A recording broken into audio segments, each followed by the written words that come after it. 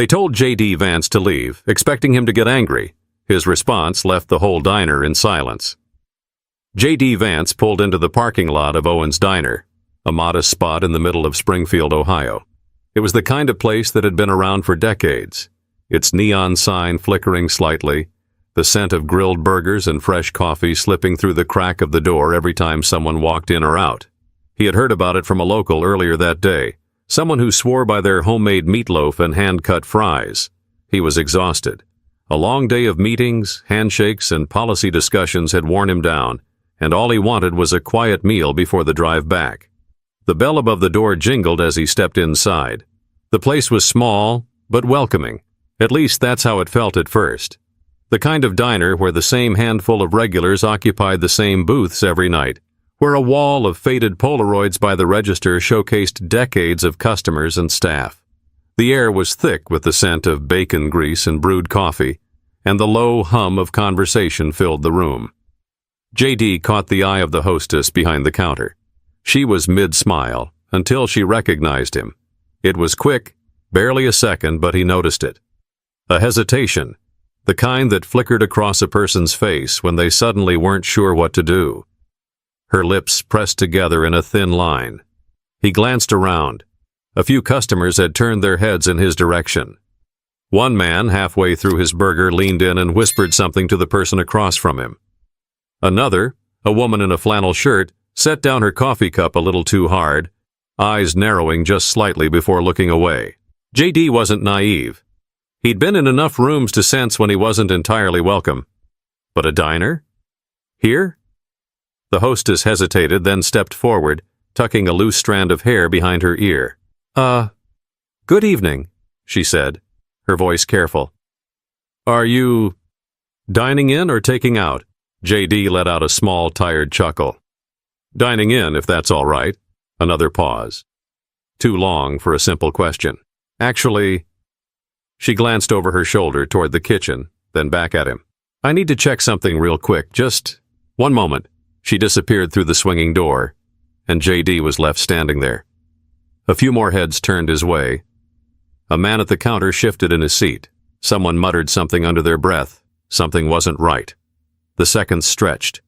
From behind the kitchen doors, muffled voices rose and fell, too indistinct to make out.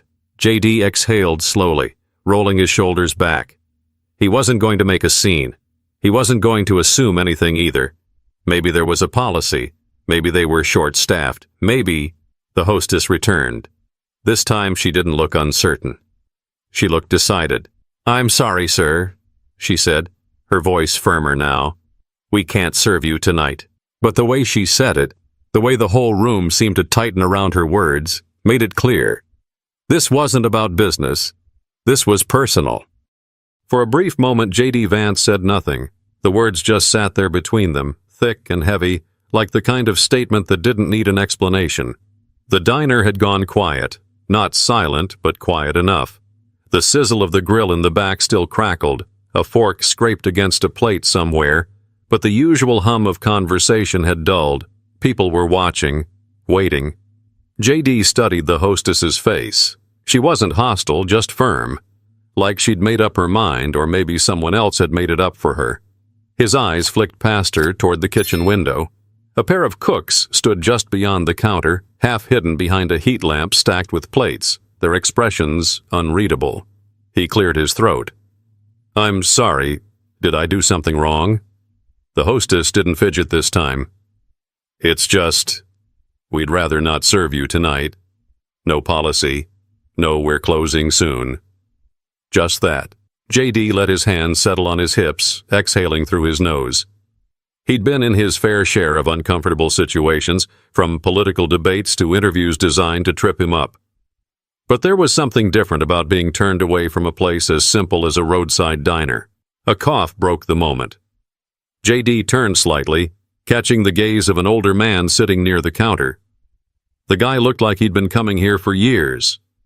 His blue work jacket frayed at the cuffs, hands weathered from a lifetime of labor. He shook his head, more to himself than anyone else, before stabbing at the last of his eggs. A few booths over, a woman shifted in her seat, her expression unreadable. Across from her, a younger man, probably in his 30s, leaned back with his arms crossed, like he was enjoying the show. J.D. took it all in. The eyes that looked away the second they met his, the ones that lingered too long, the ones that held something sharper, something closer to satisfaction. He could feel the weight of the moment pressing on him. He had options. He could walk out, shake his head, let it go. He could demand an explanation, call them out, ask if they had any idea what this would look like in the morning news cycle. He could challenge them outright, see if they'd stick to their decision when they realized they were refusing a U.S. senator. Instead, he did none of those things. "All right," he said, nodding slowly. His voice was even, measured. "Can I speak with the manager?" That caught a few people off guard. The hostess hesitated again, glancing toward the kitchen, as if asking for silent permission. The older man at the counter muttered something under his breath. Someone near the window let out a short laugh, like they couldn't believe he was actually going through with this. J.D. just stood there, waiting. The hostess disappeared again, this time through a different door. A few more beats of silence. A sip of coffee. A plate being slid across the counter. Then the door swung open, and a man in his early 50s stepped out, broad-shouldered, thick arms crossed over a grease-stained apron. His name tag read, Don. Don didn't ask J.D. what he wanted. He just looked him over once, then said, "I hear you got a question." But the way he said it wasn't welcoming. It wasn't even polite. It was a challenge. J.D. Vance met Don's stare, steady and unreadable. He wasn't here to argue. He wasn't here to throw his weight around. But he also wasn't about to just walk out without understanding why. "Yeah," J.D. said. "I'd like to know why you won't serve me." Don exhaled sharply through his nose, like he'd been expecting the question but still wasn't in the mood to answer. He wiped his hands on his apron, glancing toward the handful of customers still watching the exchange. Some pretended not to listen. Others didn't bother hiding their curiosity. "Look," Don said, shifting his weight. "This ain't personal." J.D. raised an eyebrow. "Seems pretty personal." Don's jaw tightened. He rubbed the back of his neck, then finally sighed. "People around here got their opinions, about you, about the things you stand for. I got a business to run, and I don't want trouble." J.D. nodded slowly, letting the words sink in. "And me sitting down for a meal is trouble?" Don didn't answer right away. He glanced toward the counter where the old man in the work jacket had gone back to his eggs, chewing a little slower now. A few booths away, the younger guy still had his arms crossed, watching like this was the best entertainment he'd had all week. J.D. had seen this before. Not exactly like this, but close enough. It wasn't about a single decision. It was about what it meant, how it would look, how people would react. It was about the ripple effect, the pressure from all sides, the silent expectations that could push a person into making choices they weren't sure about. He glanced back at Don. "Be honest with me. Do you agree with this? Or is this just about keeping the peace?" Don hesitated. His fingers curled slightly against his apron, and for the first time, J.D. saw something that almost looked like discomfort. Like maybe Don wasn't as sure about this as he wanted to seem. But before the man could answer, the younger guy in the booth let out a sharp laugh. "Oh, come on," he said, shaking his head. "This ain't that deep. You're just not welcome here. Simple as that." J.D. turned toward him, studying him for a moment. He looked like the kind of guy who enjoyed a good fight, someone who had been waiting for an excuse to say something. J.D. didn't bite. He just looked back at Don. "I've got no problem leaving, if that's really what you want." The words hung there, giving Don a chance to take a breath, to reconsider, to push back against whatever pressure had led to this moment. Don's gaze flicked toward the kitchen, then back to J.D. "I just don't want things to get ugly," Don said finally. J.D. nodded. "Neither do I." For a long moment, neither of them spoke. J.D. could have left. He could have shaken his head, walked out, and never looked back. He could have made a call, turned this into a headline, let the internet do what it does best. But instead, he did something no one expected. He pulled out a chair, sat down, and said, "Then let's talk." The room tensed. JD didn't slam the chair down. He didn't puff up his chest or raise his voice. He simply sat, resting his hands on the table like he had all the time in the world. The diner wasn't used to this. Confrontations usually ended quickly, with one side storming out or shutting down. But this wasn't that. Don looked at him for a long moment, then let out a slow exhale. "Talk?" he repeated, as if the word itself didn't belong here. JD shrugged. "You don't want me here. I get that. What I don't get is why. So let's talk about it." A low chuckle came from the younger guy in the booth. "Man, this guy's got nerve." JD ignored him. Don pulled out the chair across from JD but didn't sit down. Instead, he leaned on it, arms resting against the back. His apron was still dusted with flour, the kind that had probably been there since the morning shift. "I run a business," Don said finally. "I don't pick fights. I don't want headlines. But I got a community to think about." JD nodded. "All right. So tell me, what does this community think about me?" Don looked over his shoulder, almost like he was waiting for someone else to answer that question. The waitress by the counter shifted uncomfortably.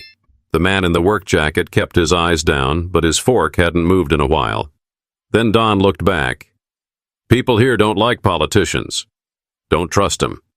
And some of the things you've said, some of the things you've stood for, it doesn't sit right with folks." JD leaned back slightly. "Fair enough. But you don't know me, do you?" Don hesitated. "Not personally, no." "Then tell me," JD continued. "If I was just some guy walking in here, not someone you've seen on TV, would we even be having this conversation?" Silence. JD let the quiet stretch, watching Don's expression shift, just slightly. Not a full change, but something had cracked, even if it was small. But then, from the back of the room, the younger guy scoffed. "This isn't about TV, man. It's about people knowing who you really are." JD turned toward him. "And who am I?" The guy grinned, finally getting the attention he'd been craving. "You're the guy who acts like he understands regular people, but you play politics like everyone else." JD nodded slowly, considering that. "All right," he said. "Then tell me, what do you think I should have done differently?" The guy blinked. That wasn't the response he was expecting. "You want me gone?" JD continued. "Fine, but you've got the floor. Say what you need to say." The diner was dead silent now. Even the kitchen had gone still. No plates clinking, no orders being called out. Don sighed, rubbing the back of his neck. "This ain't what I expected tonight." JD cracked a small, tired smile. "Me neither." But for the first time, the tension wasn't just about division. It was about something else, something closer to understanding. The diner wasn't just quiet now, it was watching. Even those who had pretended not to care were listening, sneaking glances over their plates. JD sat there, patient. The younger guy, still leaning back in his booth, looked like he wanted to say something, but for the first time, hesitation crossed his face. Maybe because he realized JD wasn't arguing. He wasn't defending himself. He was just waiting. Don, still gripping the chair in front of him, finally let out a breath. "You want to know what people think?" He shook his head. "They think you're full of it." JD didn't react, just tilted his head slightly, like he was considering the words. "They think you talk about working-class folks, but you still play the game. That you make promises like every other guy in a suit, but when it comes down to it, nothing changes." Don exhaled through his nose. "And they don't forget." JD nodded slowly. "I get that." The younger guy let out a scoff. "That's all you're gonna say?" JD turned toward him. "What else do you want me to say?" The guy straightened in his seat. "I don't know, man. You're supposed to argue, defend yourself, say something." JD rested his forearms on the table. "You already made up your mind about me before I walked through that door. You wanted me to get mad, wanted me to fight back so you could feel justified." The guy's mouth opened slightly, but nothing came out. JD continued, his voice steady. "But what if I told you I know exactly what that frustration feels like?" He looked back at Don. "You said nothing changes. I know that feeling. I grew up in it. I watched people around me get left behind. Hell, I felt left behind. And yeah, I went to school, Did things people never expected me to do, but that doesn't mean I forgot. Don's fingers tapped against the chair. His expression was unreadable, but he didn't look dismissive. He looked thoughtful. J.D. glanced around the diner. You don't have to agree with me. I'm not here to change your minds. But I walked in here as a customer, not a politician. Just a guy looking for a meal. A pause. Then from the counter, the old man in the work jacket muttered, "Damn shame when a man can't even get a burger." The tension cracked just slightly. A few people smirked. Even Don let out a small chuckle, shaking his head. J.D. turned back to him. So, what now? Don exhaled, running a hand over his face. He looked toward the kitchen where the cooks were still watching, then back at J.D. "I'll tell you what," Don finally said. "You sit here and finish this conversation. And if by the end of it, I don't think you're just another guy talking a good game, maybe, just maybe, I'll have my waitress bring you a menu." J.D. nodded, a small smirk tugging at the corner of his mouth. Sounds like a deal. For the first time that night, the room didn't feel divided. It felt like something else, something closer to a conversation. The air in the diner had changed. The stiffness in Don's shoulders had eased just a little. The younger guy in the booth had lost his smirk, now sitting up instead of leaning back like this was some kind of show. Even the customers who had stayed quiet, who had just been watching from the sidelines, seemed less certain of their own judgments. J.D. leaned forward slightly. "All right," he said, voice calm. "Let's finish this conversation." Don exhaled, dropping into the chair across from him. He looked tired. Not the kind of tired that comes from a long shift, but the kind that settles deep in a person. The weight of years, of expectations, of feeling like the world isn't listening. "I'll be honest," Don said, rubbing his hands together. "I don't know if you're the guy people think you are. I don't know if you're really looking out for folks like us, or if you just know how to talk a good game." J.D. nodded. "Fair enough." Don studied him. "What I do know is that around here people got long memories. They remember every promise made to them. Every time someone shook their hand, looked them in the eye, and said they'd do something, only to walk away and never come back." J.D. tapped a knuckle against the table, thinking. Then he said, "I don't blame them for that." Don huffed out a laugh, shaking his head.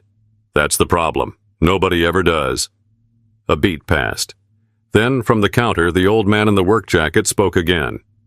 "I worked 35 years in a factory. 35 damn years." He set his coffee down with a soft thunk. "I watched my neighbors lose their jobs. Watched whole families pack up and leave because there wasn't anything left for them. Watched politicians show up, shake a few hands, tell us they understood, then drive back to wherever the hell they came from." J.D. met his eyes. "And do you think I'm one of those politicians?" The old man stared at him for a long time. Then he shrugged. "I don't know, but I can tell you one thing." He pointed a calloused finger toward him. "You're the only one who stuck around to listen." That landed. The waitress behind the counter shifted, glancing toward Don. The two cooks in the kitchen exchanged looks. Even the younger guy in the booth, who had been the loudest critic, suddenly had nothing to say. J.D. let the silence settle. Then he turned back to Don. "So, what's it going to be?" Don tapped his fingers on the table, looked toward the kitchen, exhaled again. Then he stood. "Mary?" he called toward the counter. "Get him a menu." A ripple of surprise passed through the diner. The younger guy let out a scoff, but he didn't argue. The waitress, Mary, hesitated for only a second before reaching for a laminated menu and walking it over. J.D. took it with a small nod of thanks. "Appreciate it." Don shook his head, half in amusement, half in disbelief. "I still don't know if I like you." J.D. smiled, flipping open the menu. "That's all right. I don't need everyone to like me." Don let out a short chuckle, then turned toward the kitchen. "All right, boys, fire up the grill." And just like that, what started as a refusal turned into something no one in that diner would forget. The tension had faded. Not completely, but enough. Enough for the clinking of forks against plates to return. Enough for the low murmur of conversation to slowly rebuild itself. J.D. sat at the booth, menu in hand, but he wasn't reading it. He was watching Don, watching the old man at the counter, watching the younger guy in the booth who still looked skeptical but wasn't smirking anymore. Mary, the waitress, poured him a cup of coffee without a word. He nodded in thanks. She hesitated for half a second, then muttered, "We make it strong here." JD took a sip and raised an eyebrow. "I can tell." A few people chuckled. It wasn't much, but it was something. Don was still standing by the kitchen, arms crossed, watching JD like he was trying to figure out what to make of him. Finally, he sighed and walked back over. "All right," he said, dropping into the seat across from him again. "Since you're here, tell me something." JD set the menu down. "What's that?" Don tilted his head slightly. "You ever had this happen before?" JD thought about that. Not just the rejection, because rejection was part of the job. People loved you one minute, hated you the next. But this? Being told he wasn't welcome in a place as simple as a diner? Not in this way. Not with this kind of weight behind it. "No," JD admitted. "Not like this." Don nodded slowly, as if that confirmed something he had been wondering. "And you stayed?" JD leaned back slightly, taking another sip of coffee. "Yeah." Don let out a small chuckle. "Most guys in your position would have walked out, made a fuss, maybe called a lawyer, maybe made sure this place was plastered all over the news by morning." JD smirked. "Thought about it?"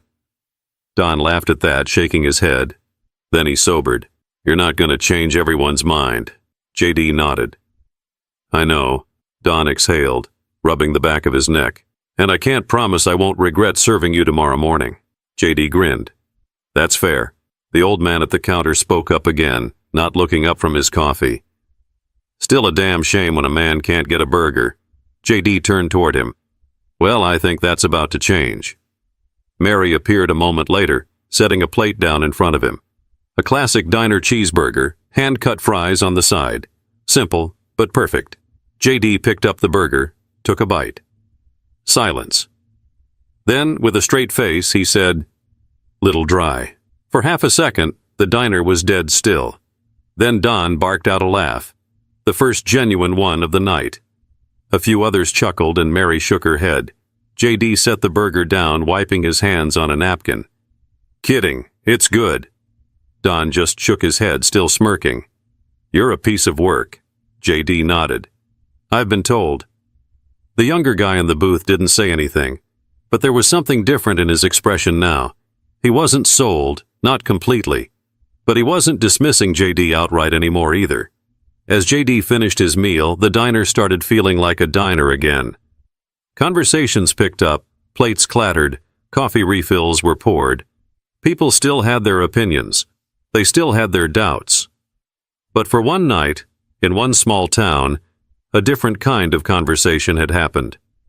And maybe that was enough, because in a time when everyone is ready to shout, sometimes the real power is in staying, listening, and proving, if only for a moment, that not everything has to be a fight. If you made it this far, I've got one question for you. Have you ever been in a situation where you had to choose between walking away and staying to listen? Drop your thoughts in the comments. I'd love to hear what you think.